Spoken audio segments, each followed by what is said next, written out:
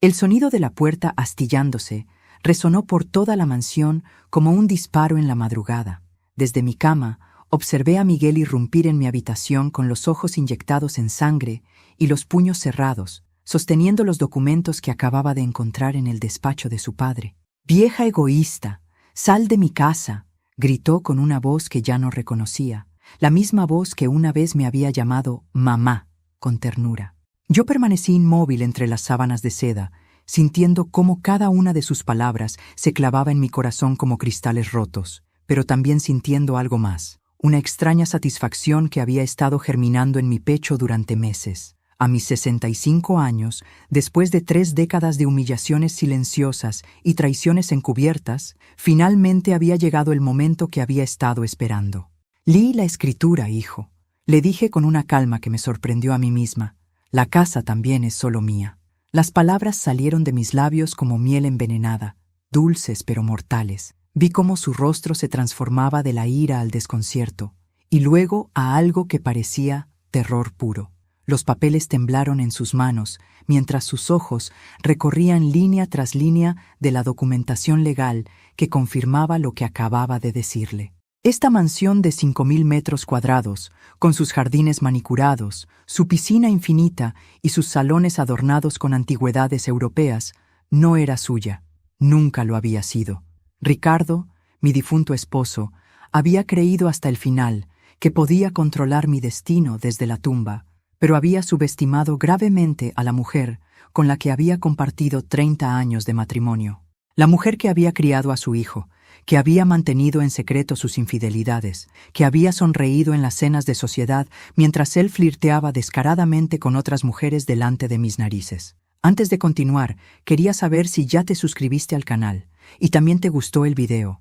Esto me ayuda a ver que me apoyas y te gustan mis historias. Ahora continuemos. «Esto es imposible», murmuró Miguel, dejándose caer en la butaca de terciopelo azul que estaba junto a mi cama. «Papá me prometió, me aseguró que todo sería mío». Su voz se quebró ligeramente, y por un momento vislumbré al niño que había sido, antes de que su padre lo convirtiera en una réplica exacta de sí mismo, arrogante, egoísta y despiadado. Pero esa compasión duró apenas un segundo. Recordé todas las veces que había tomado el dinero de mi cartera sin pedir permiso, todas las ocasiones en que había tratado a las empleadas domésticas como si fueran objetos, todas las veces que había apoyado las crueldades de su padre hacia mí. «Tu padre prometía muchas cosas», respondí, incorporándome lentamente en la cama. «Prometió amarme hasta que la muerte nos separara. Prometió serme fiel. Prometió que me respetaría. ¿Cuántas de esas promesas cumplió, Miguel?» Mi voz adquirió un tono que no había usado en años, un tono que había enterrado profundamente cuando decidí convertirme en la esposa perfecta, en la madre abnegada, en la mujer invisible que sostenía el imperio de los Mendoza desde las sombras. Los recuerdos comenzaron a agolparse en mi mente como una película que se reproduce en cámara lenta.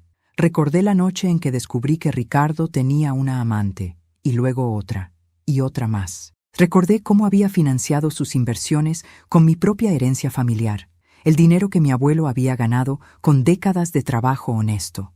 Recordé cómo había fingido no ver, no escuchar, no sentir, mientras él construía su fortuna sobre mis sacrificios y mi silencio. Pero sobre todo, recordé el momento exacto en que decidí que algún día tendría mi venganza. Miguel se puso de pie bruscamente, arrugando los documentos en sus manos. «No puedes hacerme esto, mamá. Soy tu hijo. Soy todo lo que te queda de papá». Sus palabras sonaron desesperadas, como las de un niño que había perdido su juguete favorito. Pero ya no era un niño, y yo ya no era la madre complaciente que había sido durante tanto tiempo. Era Elena Vázquez de Mendoza, una mujer que había aprendido a jugar el juego de los poderosos mejor que ellos mismos. «Tienes razón en una cosa», le dije, levantándome de la cama y caminando hacia la ventana que daba a los jardines que tanto amaba. «Eres todo lo que me queda de tu padre. Su arrogancia, su desprecio, su incapacidad para ver a las mujeres como algo más que objetos decorativos». Giré para mirarlo directamente a los ojos. «Pero a diferencia de él, tú aún tienes tiempo de cambiar. La pregunta es, ¿querrás hacerlo?». La historia comenzó en 1993, cuando yo tenía 35 años, y creía firmemente que el amor podía conquistar cualquier obstáculo. Ricardo Mendoza había llegado a mi vida como un huracán de promesas y sonrisas seductoras, con su traje italiano perfectamente cortado y su Mercedes-Benz plateado que relucía bajo el sol de Guadalajara. Yo era Elena Vázquez entonces, heredera de una modesta pero próspera cadena de tiendas de telas que mi abuelo había construido desde cero, y Ricardo era el ambicioso abogado que representaba a mi familia en una disputa comercial. Nuestro romance fue un torbellino de 3 meses que culminó en una boda que apareció en las páginas sociales de todos los periódicos locales. Recuerdo vívidamente cómo mi madre, que en paz descanse, me susurró al oído mientras caminábamos hacia el altar. «Ese hombre tiene hambre en los ojos, mija, hambre de algo más que amor». Yo interpreté sus palabras como los celos naturales de una madre que no quería perder a su hija. Pero años después comprendería que había sido una profecía devastadoramente precisa. Los primeros años fueron una ilusión perfectamente orquestada. Ricardo era atento, cariñoso y aparentemente devoto. Me llevaba flores todos los viernes, planeaba viajes románticos a Europa y me presentaba orgullosamente en todos los eventos sociales como mi hermosa Elena. Yo vendí las tiendas de mi familia para financiar su bufete de abogados, convencida de que estaba invirtiendo en nuestro futuro conjunto. «Juntos construiremos un imperio», me decía mientras firmaba los documentos de transferencia, y yo le creía porque quería creerle desesperadamente. Miguel nació en 1995, después de 2 años de intentos y una pérdida que casi me destroza el alma. Cuando el doctor puso a mi hijo en mis brazos por primera vez, pensé que finalmente tenía todo lo que había soñado: un esposo exitoso, una familia hermosa y la promesa de una vida llena de felicidad. Ricardo lloró cuando vio a nuestro hijo, jurando que sería el mejor padre del mundo. Durante los primeros meses mantuvo esa promesa, despertándose en las madrugadas para ayudarme con las tomas nocturnas y presumiendo a Miguel con cualquiera que quisiera escucharlo. Pero las grietas comenzaron a aparecer cuando Miguel cumplió su primer año. Ricardo empezó a llegar tarde a casa, siempre con excusas perfectamente plausibles: clientes exigentes, casos complicados, reuniones que se extendían más de lo esperado. Yo, absorta en la maternidad y confiando ciegamente en mi esposo, aceptaba cada explicación sin cuestionarla. Incluso cuando comencé a encontrar cabellos rubios en su saco, yo tenía el cabello castaño oscuro, cuando detecté perfumes desconocidos en sus camisas, cuando noté que su teléfono estaba siempre boca abajo y en silencio, seguí construyendo excusas para él en mi mente. La primera evidencia irrefutable llegó cuando Miguel tenía 3 años. Estaba limpiando el estudio de Ricardo cuando encontré, metido entre las páginas de un libro de derecho corporativo, un recibo de hotel. No era de un viaje de negocios que él hubiera mencionado. Era de un hotel local, una suite presidencial reservada bajo su nombre para una noche en la que supuestamente había estado trabajando hasta tarde en la oficina. Junto al recibo había una nota escrita con una letra femenina que decía: «Gracias por una noche increíble. Te amo, Sofía». Me senté en su silla de cuero durante horas, sosteniendo esos papeles y sintiendo cómo mi mundo se desmoronaba silenciosamente. Miguel jugaba en la sala contigua, ajeno al hecho de que su madre acababa de descubrir que su padre era un mentiroso y un adúltero. Recuerdo haber pensado en confrontar a Ricardo esa misma noche, en exigir explicaciones, en amenazar con dejarlo. Pero cuando llegó a casa con flores y una sonrisa, cuando levantó a Miguel en brazos y lo hizo reír, cuando me besó con aparente ternura, simplemente guardé silencio. Esa noche, mientras Ricardo dormía placenteramente a mi lado, tomé una decisión que definiría los siguientes 27 años de mi vida. Me convertiría en la esposa perfecta por fuera, mantendría intacta la fachada de nuestro matrimonio, pero por dentro comenzaría a construir mi propia fortaleza. No sabía exactamente cómo o cuándo, pero algún día haría que Ricardo pagara por cada humillación, por cada mentira, por cada vez que me había hecho sentir invisible. Esa misma madrugada, mientras él roncaba suavemente, abrí una cuenta bancaria secreta a mi nombre y comencé a transferir pequeñas cantidades de dinero cada mes. También empecé a documentar meticulosamente cada una de sus infidelidades, guardando recibos, fotografías y cualquier evidencia que pudiera encontrar. Mi venganza no sería impulsiva ni emocional, sería calculada, paciente y devastadoramente efectiva.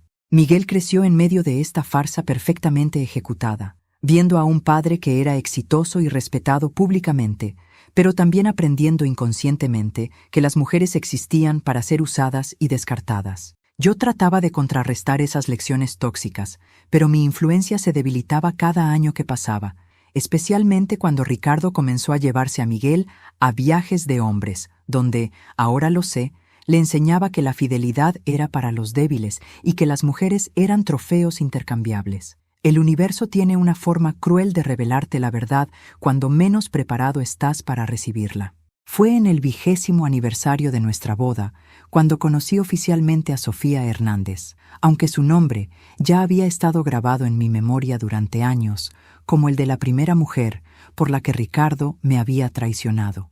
Lo que no sabía era que, después de 2 décadas, ella seguía siendo mucho más que una aventura pasajera. Era la arquitecta de mi humillación más profunda. La revelación llegó de la manera más mundana posible. Estaba en el supermercado, seleccionando los ingredientes para la cena especial que había planeado para celebrar nuestro aniversario, cuando una mujer elegantemente vestida se acercó a mí con una sonrisa que no llegaba a sus ojos. «Tú eres Elena, ¿verdad? La esposa de Ricardo», dijo con una familiaridad que me heló la sangre. Era hermosa de una manera calculada. Cabello rubio platinado, cirugías estéticas perfectamente ejecutadas y una seguridad en sí misma que solo podía venir de años de práctica en el arte de la seducción. «Soy Sofía Hernández», continuó, extendiendo una mano con uñas perfectamente manicuradas en rojo sangre. «Creo que es hora de que hablemos». Su voz tenía un tono casi maternal, como si fuera la mayor de las dos y estuviera a punto de explicarle algo fundamental a una niña ingenua. En ese momento, parada entre los pasillos del supermercado, con mi carrito medio lleno y mi vestido conservador de ama de casa, me sentí exactamente como eso, una niña que acababa de descubrir que el mundo de los adultos era mucho más cruel de lo que había imaginado. No recuerdo cómo llegamos al café que estaba en la plaza comercial, pero de repente me encontré sentada frente a esta mujer que había estado viviendo en las sombras de mi matrimonio durante 20 años. «Ricardo me ha hablado mucho de ti», comenzó Sofía, revolviendo su café con una elegancia estudiada. «Dice que eres una buena mujer, una buena madre, que no mereces sufrir». Sus palabras sonaban compasivas, pero había algo en sus ojos que me decía que esta conversación iba a ser todo menos misericordiosa. «¿Qué quieres de mí?», le pregunté, sorprendida por la firmeza de mi propia voz. Sofía sonrió entonces, y fue una sonrisa genuina por primera vez desde que la había conocido. «Quiero que sepas la verdad, Elena, toda la verdad, porque Ricardo está planeando pedirme que me case con él, y antes de que eso suceda, creo que mereces saber exactamente con quién has estado compartiendo tu cama durante estos años». Durante las siguientes 2 horas, Sofía desmanteló sistemáticamente cada ilusión que me quedaba sobre mi matrimonio.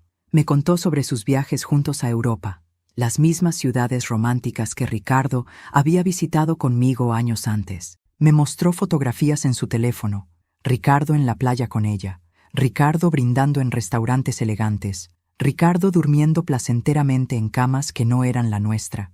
Pero lo que más me destrozó fueron los detalles íntimos, cómo él le había confesado que nuestro matrimonio era solo una fachada conveniente, cómo se burlaba de mi ingenuidad patética, cómo había estado financiando el lujoso apartamento de ella con el dinero que yo creía que estaba invirtiendo en nuestro futuro.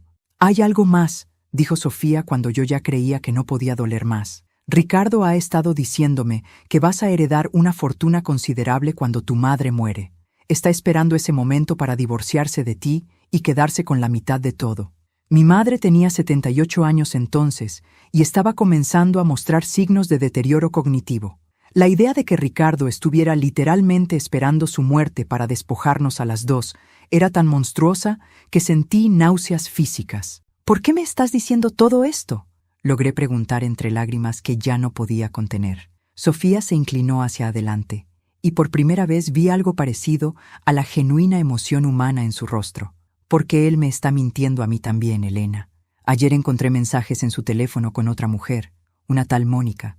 Aparentemente, mientras me prometía matrimonio a mí y planeaba divorciarse de ti, también le estaba diciendo a ella que era el amor de su vida. El mundo se detuvo por un momento.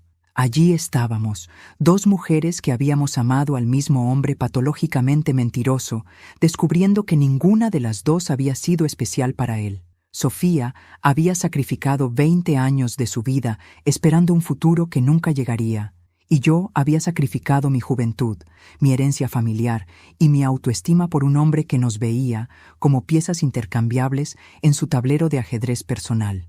«¿Qué vas a hacer?», me preguntó Sofía. Por primera vez en nuestra conversación parecía vulnerable, casi frágil. Me di cuenta de que, a pesar de todo, las dos éramos víctimas del mismo depredador emocional. «No lo sé», admití honestamente, «pero sé que ya no puedo seguir fingiendo que no veo lo que está pasando». Esa noche llegué a casa antes que Ricardo y me senté en nuestro sofá de cuero italiano, el mismo donde habíamos tomado la decisión de casarnos casi 20 años atrás. Miguel estaba en una fiesta con amigos, ajeno al hecho de que el mundo de su madre acababa de explotar en 1000 pedazos, cuando Ricardo llegó con flores y una sonrisa, exactamente como había hecho la primera noche que encontré evidencia de su infidelidad. Algo fundamental cambió en mí. «¿Cómo estuvo tu día, amor?», me preguntó, besándome en la frente con la misma ternura falsa de siempre. «Interesante», respondí, mirándolo directamente a los ojos. Conocí a Sofía Hernández hoy. Vi cómo su rostro se transformaba, cómo la máscara del esposo perfecto se resquebrajaba por primera vez en años, y en ese momento supe que la guerra había comenzado oficialmente, aunque él aún no se diera cuenta de que ya había perdido. Observar cómo Miguel se transformó de un niño dulce y cariñoso en una réplica exacta de su padre fue quizás el dolor más profundo que experimenté durante todos esos años de matrimonio. El cambio no fue repentino, fue una erosión gradual de su inocencia, una lenta corrupción de sus valores que comenzó cuando cumplió 12 años y Ricardo decidió que era hora de convertir a su hijo en un verdadero hombre. Los viajes de hombres comenzaron ese verano. Ricardo se llevaba a Miguel por fines de semana completos, supuestamente para enseñarle sobre los negocios y la vida. Regresaban bronceados y cómplices, compartiendo chistes que yo no entendía y referencias que deliberadamente me excluían. Al principio pensé que era natural, incluso saludable, que padre e hijo desarrollaran su propia relación especial. No sabía que esos viajes eran en realidad clases magistrales sobre cómo objetificar a las mujeres, cómo mentir sin remordimientos y cómo usar el dinero y el poder para conseguir lo que querías, sin importar a quién lastimaras en el proceso.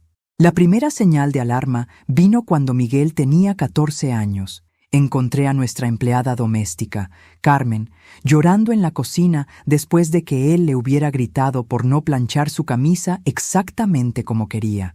«Lo siento, señora Elena», me dijo entre sollozos. Pero el joven Miguel me dijo que si no me gustaba trabajar aquí, podía largarme, que las sirvientas como yo eran fáciles de reemplazar. Las palabras eran una copia exacta de las que había escuchado a Ricardo decirle a otros empleados a lo largo de los años. Cuando confronté a Miguel sobre su comportamiento, me miró con una frialdad que me cortó la respiración. «Carmen está aquí para servirnos, mamá. Papá dice que si no estableces límites claros con la servidumbre, se vuelven perezosos y irrespetuosos». La forma en que dijo servidumbre me hizo estremecer. Esta era una mujer que había estado con nuestra familia durante 8 años, que había cuidado a Miguel cuando estaba enfermo, que había cocinado sus comidas favoritas y había celebrado cada uno de sus logros como si fuera su propia abuela. Para él, se había convertido en un objeto intercambiable. Las cosas empeoraron cuando comenzó la preparatoria. Miguel se volvió cruel con sus compañeros, que consideraba inferiores económicamente, llegando a casa con historias sobre cómo había humillado a becados y nacos que no podían permitirse los mismos lujos que él. Cuando trataba de explicarle que todos los seres humanos merecían respeto independientemente de su situación económica, él me miraba con condescendencia, como si fuera una idealista ingenua que no entendía cómo funcionaba el mundo real. «Papá dice que hay 2 tipos de personas en el mundo», me explicó una noche durante la cena. «Los que toman lo que quieren y los que dejan que se lo quiten. Él me está enseñando a ser del primer tipo». Ricardo sonrió orgullosamente ante estas palabras, y yo sentí cómo se me revolvía el estómago. Mi hijo estaba siendo programado para convertirse en un depredador, y yo parecía impotente para detenerlo. El momento más devastador llegó cuando Miguel cumplió 17 años. Ricardo organizó una fiesta en nuestro jardín, invitando a medio Guadalajara para celebrar. Durante la noche, vi a Miguel hablando con una mesera joven, una estudiante universitaria que trabajaba en el servicio de catering para pagarse los estudios. La forma en que la miraba, la manera en que invadía su espacio personal, los comentarios que le hacía sobre su apariencia física, todo me recordó dolorosamente a las historias que Sofía me había contado sobre cómo Ricardo la había seducido cuando ella era apenas una pasante en su bufete. Cuando me acerqué para intervenir, Miguel me rechazó con una brusquedad que jamás había mostrado hacia mí. «No te metas, mamá, solo estoy siendo amigable». Pero había algo en sus ojos, una dureza nueva que me asustó profundamente. Esa noche, después de que todos los invitados se habían ido, encontré a la joven mesera llorando en el baño de servicio.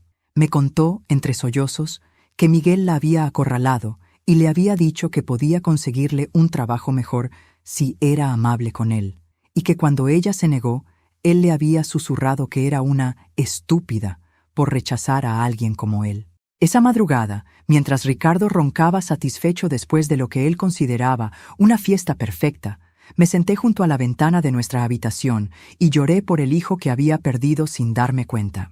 El niño que una vez me había traído flores del jardín y me había dicho que cuando creciera se casaría conmigo porque yo era la mujer más hermosa del mundo había desaparecido, reemplazado por esta versión cruel y calculadora que veía a las mujeres como objetos para su placer y entretenimiento.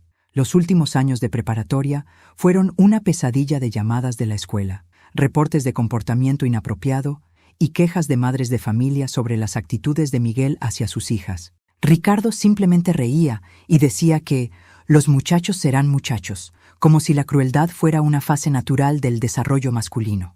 Cuando traté de hablar con consejeros escolares, psicólogos y terapeutas familiares, Miguel se negaba a participar y Ricardo saboteaba cualquier intento de intervención profesional. El día de su graduación, mientras lo veía caminar por el escenario para recibir su diploma, me di cuenta de que había criado a un extraño. Este joven alto y guapo que llevaba mi apellido y tenía mis ojos era, en todos los aspectos importantes, la reencarnación de todo lo que odiaba en Ricardo. Y lo más doloroso de todo era saber que parte de la culpa era mía, por haber permitido que esto sucediera, por haber elegido mantener la paz familiar por encima de formar el carácter de mi hijo. Esa noche, mientras Ricardo brindaba por el futuro brillante de Miguel y planeaba enviarlo a la universidad más prestigiosa que el dinero pudiera comprar, yo tomé una decisión silenciosa, pero definitiva. Si no podía salvar a mi hijo de convertirse en su padre, al menos me aseguraría de que no tuviera el poder de lastimar a otras mujeres de la manera en que su padre me había lastimado a mí. La ironía de la vida es que a veces nos da exactamente lo que hemos estado esperando, pero en un empaque tan amargo que casi no podemos reconocer el regalo. El diagnóstico de cáncer pancreático de Ricardo llegó en octubre del 2023, 2 meses después de que Miguel cumpliera 28 años y 5 años después de que yo hubiera comenzado a planear meticulosamente mi venganza. Tenía 65 años, estaba en la cima de su carrera profesional y de repente se enfrentaba a una sentencia de muerte con una expectativa de vida de 6 a 12 meses. La primera vez que lo vi en el hospital después del diagnóstico, conectado a máquinas y con una palidez que contrastaba brutalmente con su bronceado artificial habitual, sentí una mezcla confusa de satisfacción y compasión que me perturbó profundamente.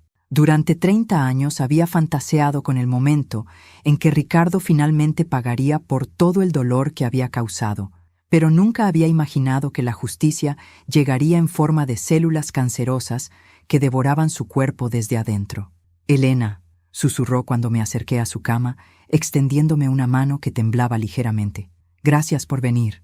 Su voz sonaba diferente, despojada de la arrogancia que la había caracterizado durante décadas. Por primera vez en años, parecía genuinamente vulnerable, casi frágil. Me senté en la silla de plástico junto a su cama y tomé su mano, sintiendo cómo los huesos se marcaban bajo una piel que se había vuelto translúcida. Los siguientes meses fueron una extraña danza entre la intimidad forzada y el rencor acumulado. Ricardo insistió en regresar a casa para sus últimos días, y yo me convertí en su cuidadora principal, administrando medicamentos, coordinando citas médicas y manteniendo la apariencia de la esposa devota que había perfeccionado durante 3 décadas. Miguel aparecía esporádicamente, claramente incómodo con la vulnerabilidad de su padre y ansioso por discutir temas de herencia que consideraba más importantes que el confort emocional de un hombre moribundo. Fue durante una de esas noches largas e insomnes, cuando el dolor de Ricardo era tan intenso que ninguna cantidad de morfina podía aliviarlo completamente, que comenzó a confesarse. «Sé que no fui un buen esposo», murmuró en la oscuridad de nuestra habitación, con los ojos fijos en el techo. «Sé que te lastimé de maneras que probablemente no puedo ni imaginar». Sus palabras sonaban ensayadas, como si hubiera estado practicando esta conversación durante semanas. «¿Por qué, Ricardo?», le pregunté finalmente, después de 30 años de silencio. «¿Por qué nunca fue suficiente lo que teníamos?». Él giró la cabeza para mirarme, y vi lágrimas reales en sus ojos por primera vez desde el nacimiento de Miguel. «Porque tenía miedo», admitió con una voz tan baja que tuve que inclinarme para escucharlo. «Miedo de que si me quedaba quieto, si me contentaba con lo que tenía, descubriría que no era suficiente, que tú descubrieras que no era suficiente». Esa confesión me golpeó como un puñetazo al estómago. Durante todos estos años había asumido que las infidelidades de Ricardo eran productos de su crueldad inherente, de su egoísmo patológico, de su incapacidad para valorar lo que tenía.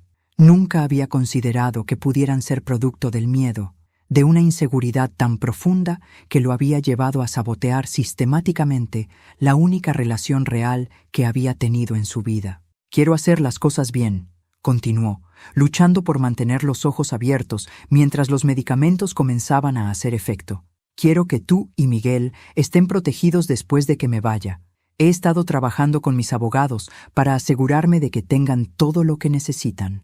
En ese momento, su respiración se volvió más laboriosa y se quedó dormido aferrado a mi mano como un niño asustado. Durante las siguientes semanas, Ricardo dedicó toda su energía restante a lo que él llamaba arreglar sus asuntos. Pasaba horas encerrado en su estudio con abogados, contadores y asistentes, preparando documentos y firmando papeles que, según me aseguró, garantizarían mi seguridad financiera para el resto de mi vida.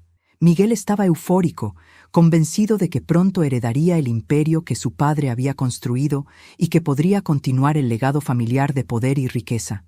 Lo que ninguno de los dos sabía era que yo había estado jugando un juego mucho más largo y sofisticado. Durante los últimos 5 años, desde mi encuentro con Sofía, había estado trabajando discretamente con mis propios abogados, desenredando la telaraña financiera que Ricardo había tejido alrededor de nuestras vidas. Había descubierto que muchas de las inversiones que él había hecho con mi dinero original eran técnicamente préstamos que nunca habían sido formalizados, lo que significa que, legalmente, él me debía millones de pesos que nunca había reconocido. También había documentado meticulosamente cada centavo que había contribuido al imperio de los Mendoza, desde la venta inicial de las tiendas de mi familia hasta los numerosos regalos que había hecho a lo largo de los años para financiar sus aventuras empresariales. Con la ayuda de investigadores privados, había rastreado cada cuenta bancaria, cada propiedad y cada activo que Ricardo poseía, descubriendo que la mayoría de su riqueza estaba construida sobre la base financiera que yo había proporcionado. La noche antes de su muerte, Ricardo me llamó a su lado con una urgencia que no había mostrado en semanas. «Elena», me dijo, agarrando mi mano con una fuerza sorprendente, «hay algo que necesitas saber sobre el testamento». Sus ojos tenían una claridad que había estado ausente durante días, como si la proximidad de la muerte hubiera quemado la neblina de los medicamentos. «He dejado todo a Miguel, pero hay provisiones para ti. Estarás cómoda, te lo prometo». Sonreí y acaricié su frente sudorosa, sintiendo una extraña mezcla de ternura y triunfo. «No te preocupes por mí, Ricardo. Voy a estar perfectamente bien». Y tenía razón. Iba a estar mejor que bien. Iba a estar exactamente donde había planeado estar durante los últimos 5 años de cuidadosa planificación y paciencia infinita. La muerte de Ricardo llegó en una madrugada gris de marzo, tan silenciosa y discreta como había sido estruendosa y dramática su vida. Estaba durmiendo en la cama del hospital que habíamos instalado en nuestro dormitorio cuando simplemente dejó de respirar, sin agonía, sin últimas palabras, sin la grandiosa escena final que probablemente habría preferido. Miguel llegó 2 horas después, cuando el médico ya había certificado la muerte, y lo encontré parado junto al cuerpo de su padre, con una expresión que mezclaba dolor genuino con una ansiedad apenas disimulada por conocer los detalles de la herencia. El funeral fue exactamente el tipo de espectáculo que Ricardo habría aprobado. Una iglesia llena de políticos, empresarios y figuras sociales que competían por dar el discurso más elocuente sobre un hombre al que la mayoría apenas conocía realmente. Yo desempeñé mi papel de viuda afligida con la perfección que había desarrollado durante 30 años de actuación matrimonial, vestida de negro elegante, recibiendo condolencias con dignidad serena, y aceptando abrazos de personas que sabía habían estado murmurando sobre las infidelidades de mi esposo a mis espaldas durante décadas. Miguel pronunció un eulogy emotivo sobre el padre que lo había inspirado y guiado, describiendo a Ricardo como un hombre de principios que había construido un legado de honestidad e integridad. Mientras escuchaba a mi hijo canonizar al hombre que había corrompido sistemáticamente sus valores morales, sentí una mezcla de tristeza y determinación que me fortaleció para lo que tenía que hacer a continuación.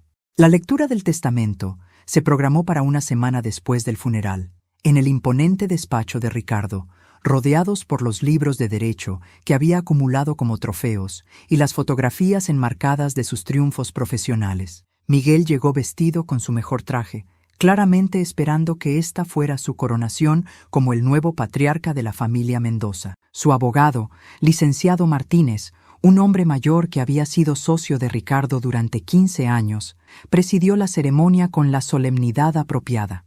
Como todos sabemos, comenzó Martínez, ajustándose las gafas y desplegando el documento legal, Ricardo Mendoza fue un hombre que planificaba cuidadosamente cada aspecto de su vida, incluyendo su legado. Miguel se inclinó hacia adelante en su silla, con los ojos brillando de anticipación.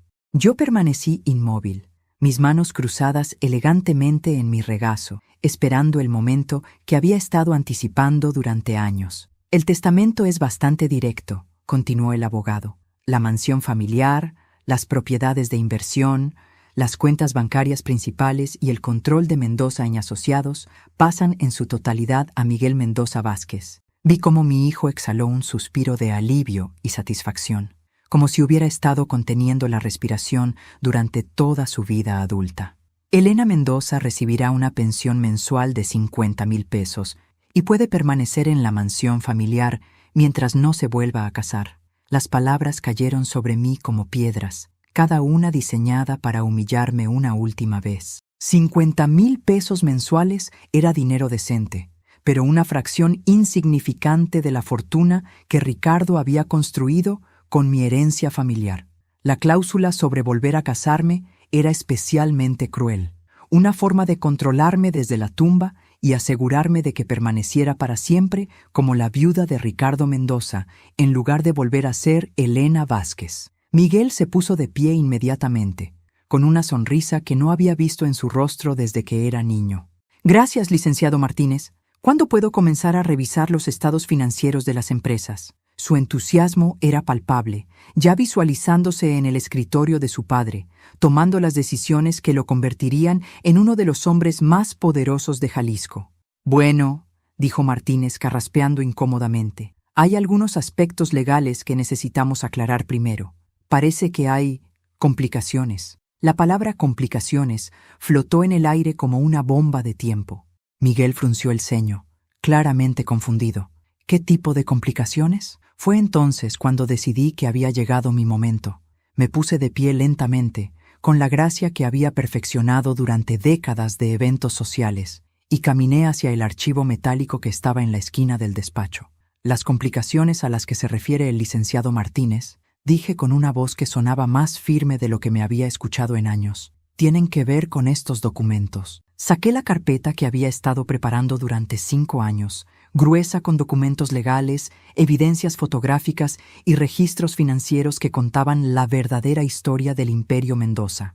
La coloqué sobre el escritorio de Ricardo con un golpe seco que resonó por toda la habitación como un martillo de juez. Todo lo que Ricardo les acaba de legar, dije, mirando directamente a Miguel, fue construido con dinero que me robó. El silencio que siguió fue tan denso que podría haberse cortado con cuchillo. Martínez palideció visiblemente, claramente dándose cuenta de que había algo que Ricardo nunca le había revelado. Miguel me miró con una expresión de confusión total, como si hubiera comenzado a hablar en un idioma extranjero. «Mamá», dijo finalmente, con un tono condescendiente que había perfeccionado durante años, «creo que el dolor de la pérdida te está confundiendo. Papá construyó todo esto con su trabajo, con su talento legal, con su visión empresarial. Sonrió de la manera en que los adultos sonríen a los niños que dicen tonterías. Es natural que te sientas insegura ahora que él no está, pero el testamento es muy claro». Abrí la carpeta y saqué el primer documento, el registro de venta de las tiendas Vázquez, con un valor total de 8 millones de pesos en 1993. «Este fue el dinero que financió el primer año de operaciones del bufete de tu padre», expliqué, colocando el documento frente a Miguel. Sin esta inversión inicial, Ricardo Mendoza nunca habría salido del despacho de 3 metros cuadrados que rentaba en el centro de Guadalajara. Saqué el segundo documento, un préstamo de 2 millones de pesos que había hecho a Ricardo en 1998 para comprar el edificio donde ahora operaba Mendoza y Asociados. «Este préstamo nunca fue formalizado», continué, «porque tu padre me convenció de que entre esposos no eran necesarios los contratos. El dinero vino de la herencia que recibí cuando murió mi abuelo». Documento tras documento, fotografía tras fotografía, registro tras registro, desenrollé 30 años de inversiones, préstamos y contribuciones que había hecho al imperio familiar. Cada peso que Ricardo había usado para construir su fortuna podía rastrearse hasta mi dinero original o mi trabajo no reconocido. Incluso la mansión donde vivíamos había sido comprada con un adelanto de la herencia que eventualmente recibiría de mi madre, un adelanto que nunca había sido formalmente devuelto. Martínez tomó los documentos con manos temblorosas, revisándolos con la minuciosidad de un hombre que se daba cuenta de que había estado manejando un caso mucho más complicado de lo que había imaginado. «Señora Mendoza», dijo finalmente, con una voz que sonaba estrangulada, «si estos documentos son auténticos y tengo que asumir que lo son dado su procedencia, entonces la situación legal es extraordinariamente compleja». Miguel se había quedado completamente inmóvil, mirando los papeles como si fueran serpientes venenosas. «Esto es imposible», murmuró finalmente.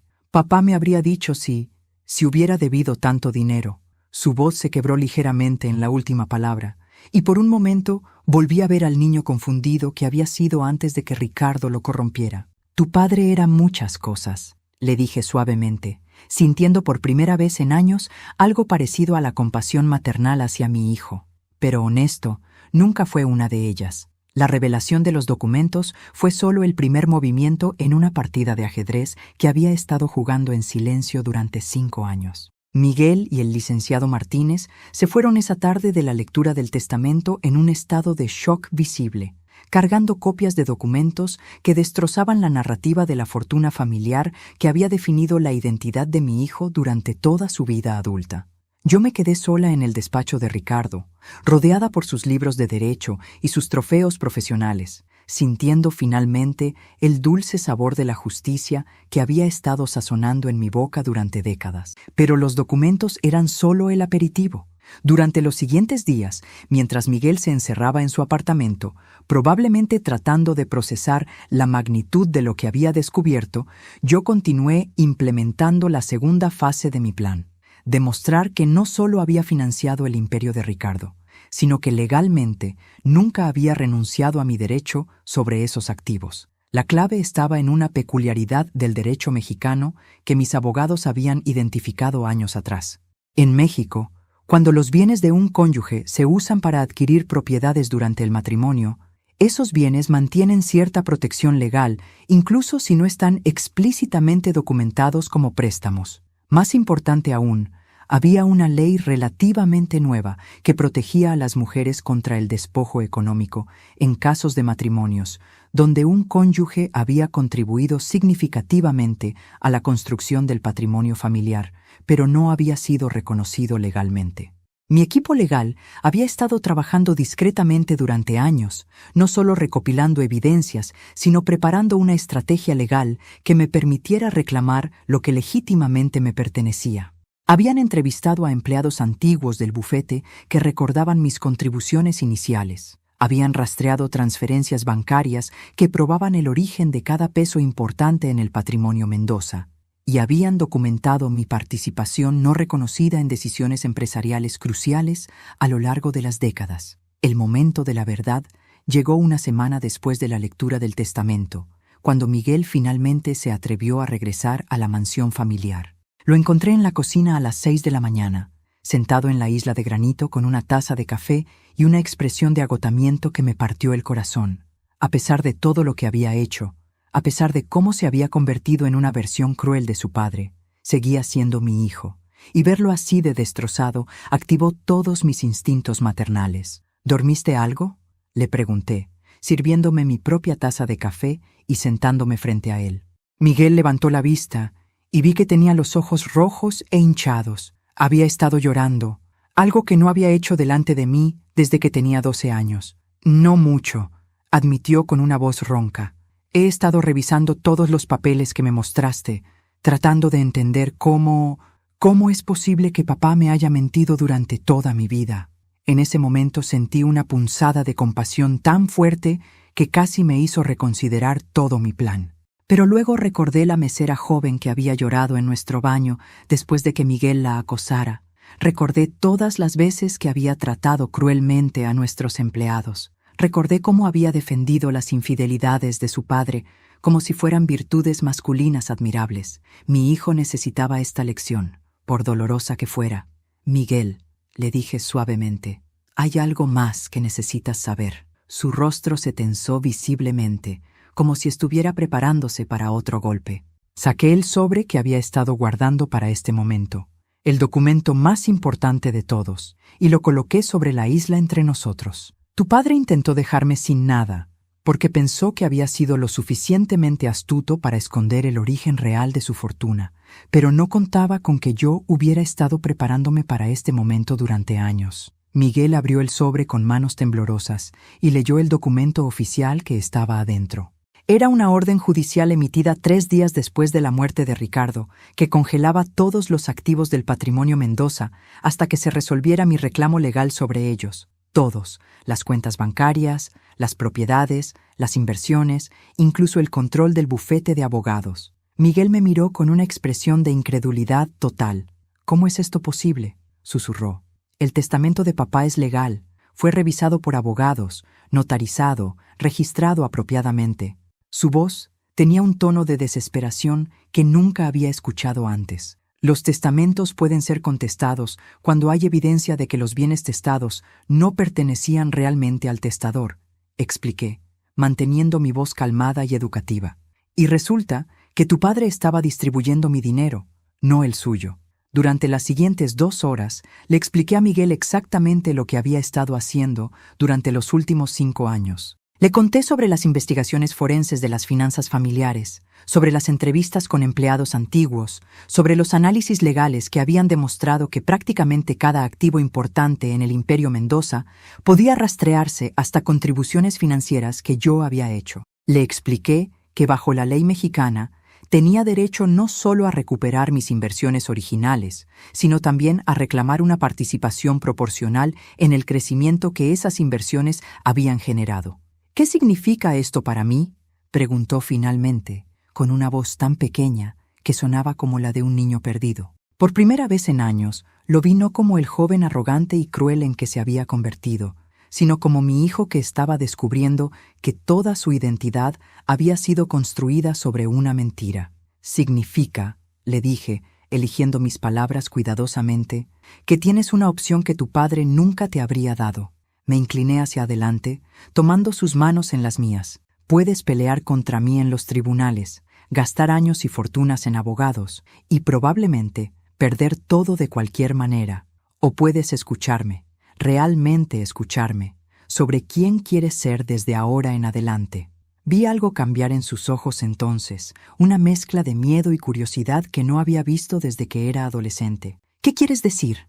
Quiero decir, respondí, apretando sus manos, que esta puede ser tu oportunidad de convertirte en el hombre que siempre supe que podías ser, en lugar del hombre que tu padre te enseñó a ser. Pero va a requerir que hagas algo que nunca has hecho antes, admitir que estabas equivocado y estar dispuesto a cambiar. El silencio que siguió se extendió por lo que parecieron horas. Miguel me miró con una intensidad que no había visto en años, como si estuviera viéndome realmente por primera vez en su vida adulta.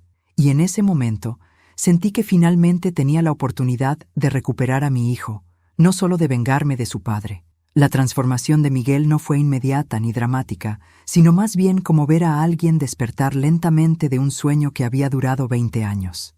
Durante las primeras semanas después de nuestra conversación en la cocina, lo observé luchar visiblemente con la realidad de que todo lo que había creído sobre sí mismo, su familia y su lugar en el mundo había sido una elaborada ilusión construida por un hombre que resultó ser mucho más pequeño de lo que había imaginado. Comenzó con pequeños gestos que inicialmente me parecieron insignificantes. Un día lo encontré hablando cortésmente con Carmen en la cocina, preguntándole sobre su familia en lugar de simplemente darle órdenes. Otra tarde lo vi ayudando a cargar bolsas de supermercado, algo que nunca había hecho voluntariamente en toda su vida.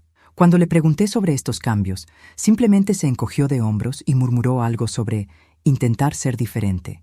Pero el verdadero momento de quiebre llegó cuando Sofía Hernández apareció en nuestra puerta 3 semanas después del funeral de Ricardo. No había visto a la examante de mi esposo desde aquella reveladora conversación en el café años atrás, y su presencia en mi casa me llenó de una mezcla de curiosidad y aprensión. Llegó vestida elegantemente como siempre, pero había algo diferente en su postura, una vulnerabilidad que no había mostrado durante nuestro encuentro anterior. «Siento mucho molestarlas», dijo cuando Carmen la condujo a la sala principal, «pero necesito hablar contigo, Elena. Es sobre Ricardo y sobre cosas que nunca te dije». Miguel, que estaba en la biblioteca adyacente revisando documentos legales, apareció en el umbral con una expresión de confusión total. Era la primera vez que veía a Sofía, aunque había escuchado su nombre susurrado en conversaciones que creía privadas entre sus padres durante años. «Miguel», le dije, sintiéndome extrañamente calmada, «te presento a Sofía Hernández. Ella fue muy importante para tu padre durante mucho tiempo». La crueldad de la introducción no se me escapó, pero sentí que era hora de que todas las mentiras salieran a la luz. Miguel me miró con una expresión que mezclaba shock y comprensión Downing. Había sido lo suficientemente inteligente para intuir que su padre tenía aventuras, pero confrontar a una de las mujeres en persona era claramente algo para lo que no estaba preparado. Sofía se sentó en el sofá de cuero que Ricardo había elegido, irónicamente el mismo lugar donde él solía sentarse a leer sus periódicos financieros por las mañanas. «Elena», comenzó, con una voz que temblaba ligeramente, «vine porque Ricardo me llamó 2 días antes de morir. Me dijo cosas que creo que necesitas saber». Miró nerviosamente hacia Miguel, claramente insegura sobre si debía continuar con él presente. «Todo lo que tengas que decir, puedes decirlo delante de Miguel», le aseguré. «Ya es hora de que sepa toda la verdad sobre su padre». Miguel se sentó en la silla que estaba frente a nosotras, con los puños cerrados en su regazo, claramente preparándose para otra revelación devastadora. «Ricardo me confesó», continuó Sofía, respirando profundamente, «que había estado robándote dinero durante años, no solo usándolo sin tu permiso, sino literalmente robándolo. Me dijo que había falsificado tu firma en documentos, que había manipulado contratos para transferir propiedades a su nombre, que había usado tu información personal para abrir cuentas bancarias que tú ni siquiera sabías que existían». Cada palabra caía como una bomba en el silencio de la sala. Miguel se puso de pie bruscamente, comenzando a caminar de un lado a otro como un animal enjaulado. «¿Por qué te está diciendo esto?», me preguntó, con una voz llena de angustia. ¿Por qué papá le confesaría algo así a ella y no a nosotros? La pregunta contenía tanto dolor que sentí mi corazón partirse por él. Era devastating darse cuenta de que había conocido mejor a la amante de su padre que a su propia familia. Porque, dijo Sofía suavemente, tenía miedo de que ustedes nunca pudieran perdonarlo, pero sabía que podía confiar en que yo guardaría sus secretos, incluso después de su muerte.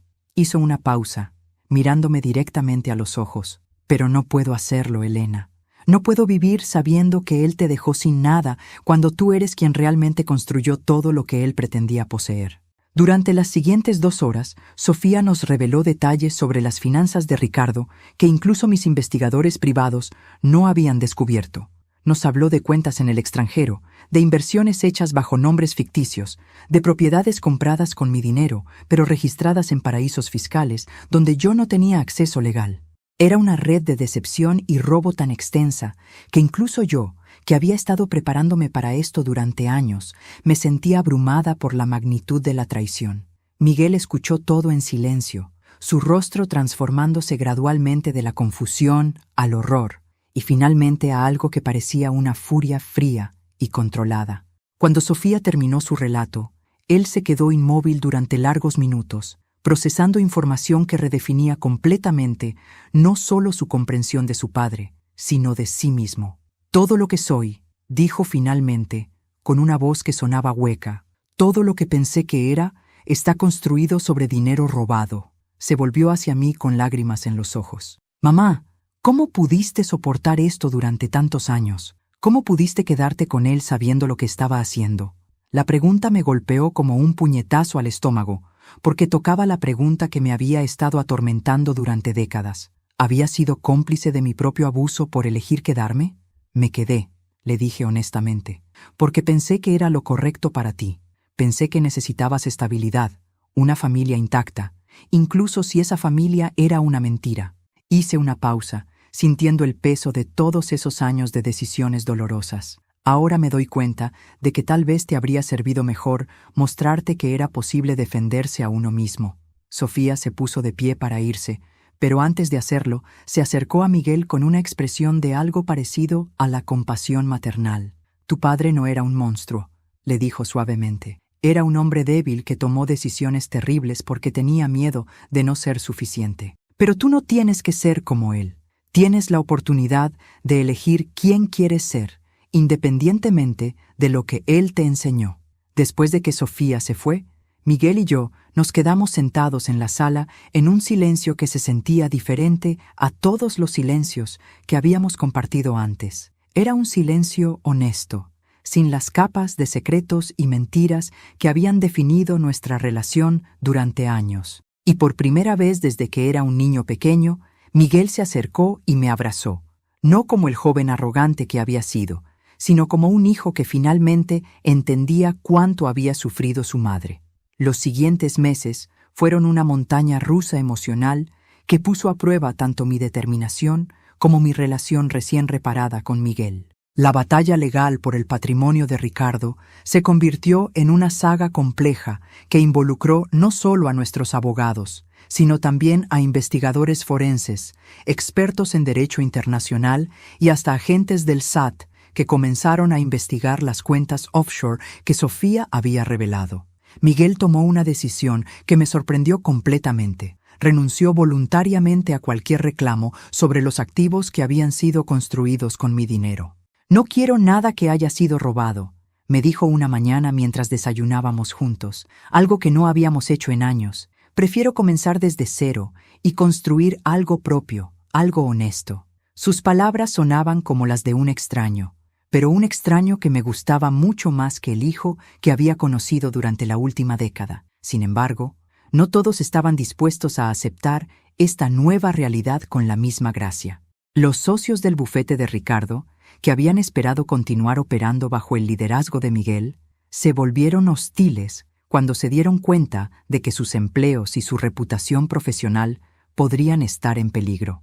Algunos antiguos clientes comenzaron a cuestionar la legitimidad de los servicios legales que habían recibido de un hombre que resultó ser un ladrón sofisticado. La presión social fue quizás el aspecto más difícil de todo el proceso. Guadalajara es una ciudad donde las apariencias importan más que la verdad, y la historia de la viuda que había destruido el legado de su esposo difunto comenzó a circular en los círculos sociales que habían sido nuestro mundo durante décadas. Mujeres que habían fingido ser mis amigas durante años comenzaron a susurrar que yo era una desagradecida que había traicionado la memoria de Ricardo. Una tarde particularmente difícil, me encontré cara a cara con María González, la esposa del alcalde y la reina no oficial de la sociedad tapatía, en el vestíbulo del banco, donde había ido a manejar algunos asuntos relacionados con las cuentas congeladas. María se acercó a mí con esa sonrisa falsa que dominaban las mujeres de nuestra clase social, pero sus ojos tenían una dureza que nunca había visto antes. «Elena, querida», me dijo con una voz que goteaba condescendencia, «todos estamos muy preocupados por ti. Sabemos que la pérdida de Ricardo debe haber sido devastadora, pero ¿realmente crees que es apropiado destruir su legado de esta manera? ¿Qué va a pensar la gente?».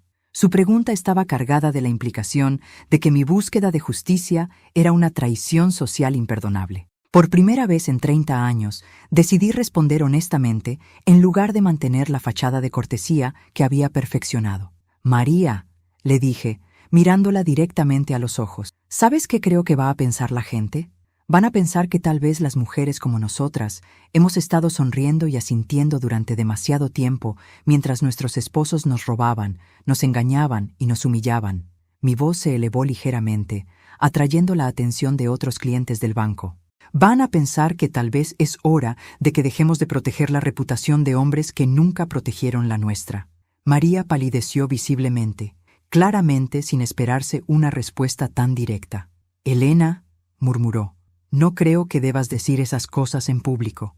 Pero yo ya no estaba interesada en proteger las sensibilidades de mujeres que habían elegido la complicidad por encima de la dignidad. «¿Por qué no?», le pregunté. «¿Porque podría hacer que otras mujeres comiencen a cuestionar sus propios matrimonios? ¿Porque podría inspirarlas a exigir respeto en lugar de simplemente sonreír y soportar?». Esa confrontación marcó un punto de inflexión en mi proceso de sanación. Me di cuenta de que mi venganza contra Ricardo no había sido solo personal, había sido política.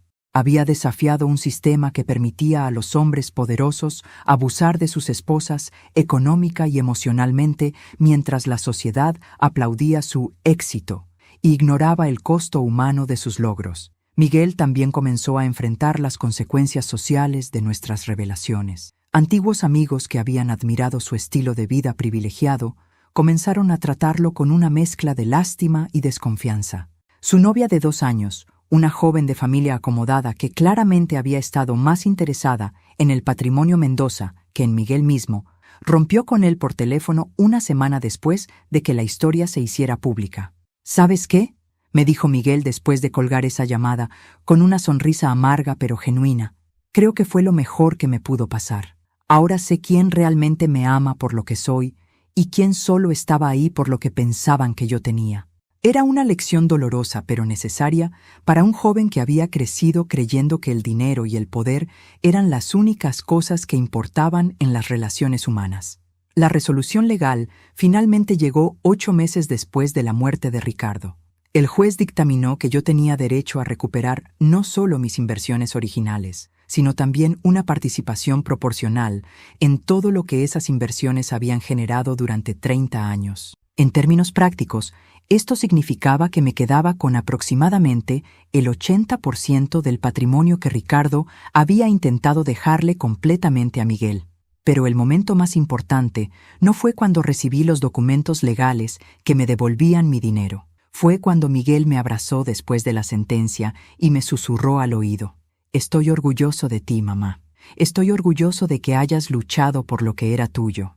En ese momento, me di cuenta de que había ganado algo mucho más valioso que dinero o propiedades. Había recuperado a mi hijo y había recuperado mi propia dignidad.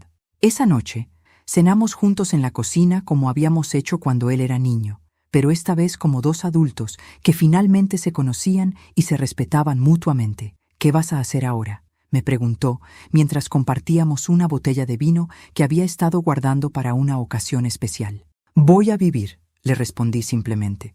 «Por primera vez en 30 años, voy a vivir en mis propios términos». 6 meses después de la resolución legal, me encontré parada en el jardín de la mansión, que ahora era indiscutiblemente mía, viendo cómo los jardineros plantaban las rosas rojas que siempre había querido, pero que Ricardo había rechazado porque no combinaban con la estética del paisaje. Era una mañana de octubre perfecta, con ese tipo de luz dorada que hace que todo parezca posible, y por primera vez en décadas me sentí completamente libre. La transformación no había sido solo legal o financiera, había sido profundamente personal. A los 65 años me estaba redescubriendo como Elena Vázquez, no como la señora de Mendoza.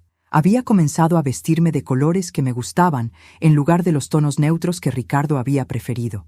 Había reorganizado toda la casa, quitando los muebles ostentos que él había elegido y reemplazándolos con piezas que reflejaban mi propio gusto. Incluso había vuelto a usar mi apellido de soltera en algunos contextos, sintiendo una extraña satisfacción al ver Elena Vázquez en documentos oficiales después de 30 años de ser solo una extensión de la identidad de otro hombre. Miguel había encontrado su propio camino de redención de una manera que me llenaba de orgullo maternal.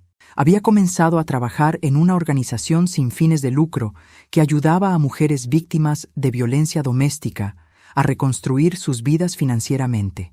Quiero usar lo que aprendí sobre el mundo de los negocios, me había explicado, pero para ayudar a mujeres como tú en lugar de aprovecharse de ellas como hizo papá.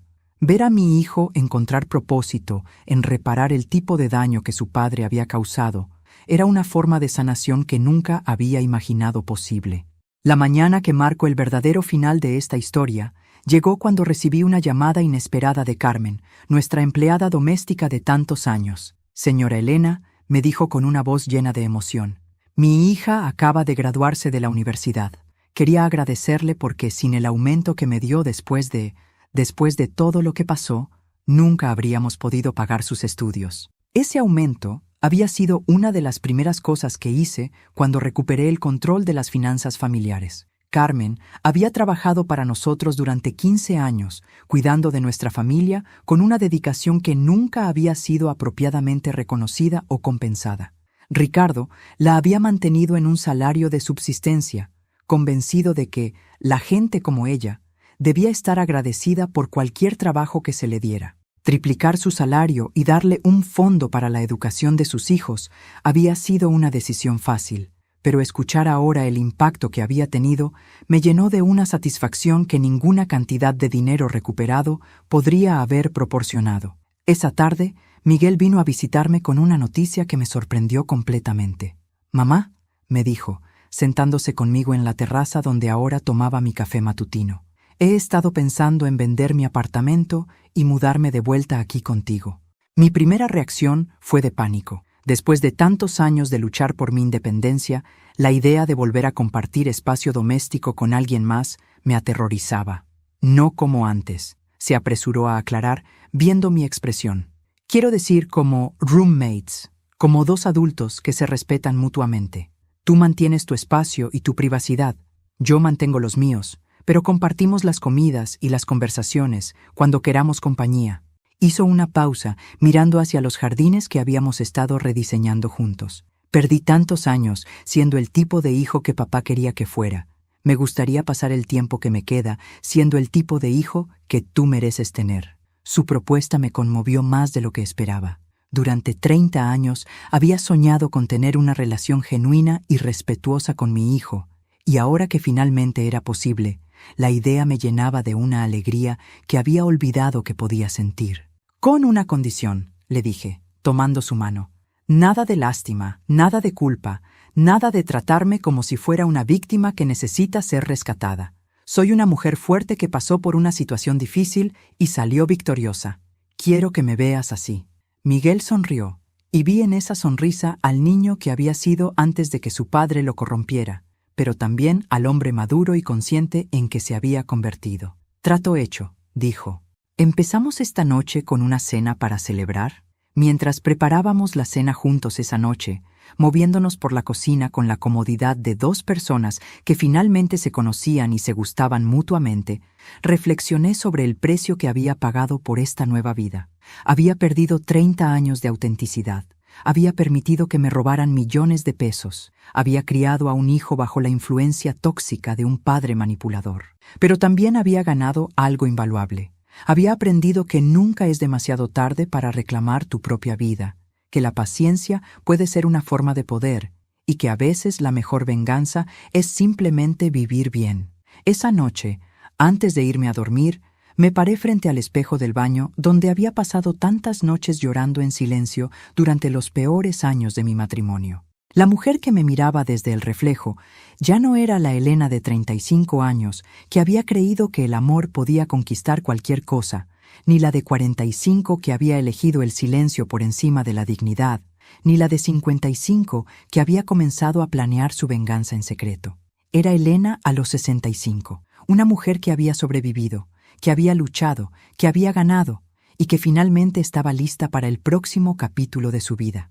«Hola, Elena», me dije a mi reflejo, usando las palabras que había soñado con poder decirme durante décadas. «Es bueno conocerte finalmente». Y por primera vez en 30 años, la mujer en el espejo me sonrió de vuelta con honestidad completa, libre de máscaras, libre de mentiras y libre de miedo. La venganza había terminado. La vida podía finalmente comenzar.